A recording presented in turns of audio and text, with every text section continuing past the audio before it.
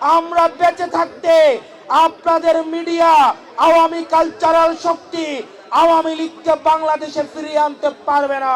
আওয়ামী লীগের বিপক্ষে আমরা সবাই একসাথে লড়াই করে যাব।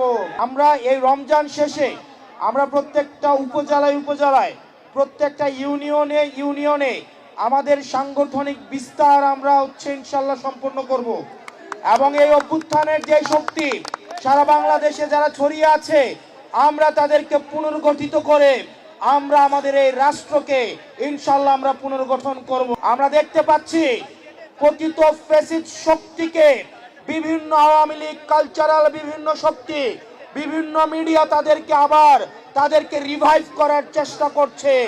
আমাদের এই তরুণ প্রজন্ম যতদিন বাংলাদেশের বিভিন্ন পথে প্রান্তরে গ্রামে গঞ্জে ছড়িয়ে আছে এই জুলাইয়ের রক্তের স্মৃতি নিয়ে যারা বিভিন্ন পথে প্রান্তরে ছড়িয়ে আছে, আমরা জেগে থাকতে আমরা বেঁচে থাকতে আপনাদের মিডিয়া, আওয়ামী কালচারাল শক্তি আওয়ামী লীগকে বাংলাদেশে ফিরিয়ে আনতে পারবে না।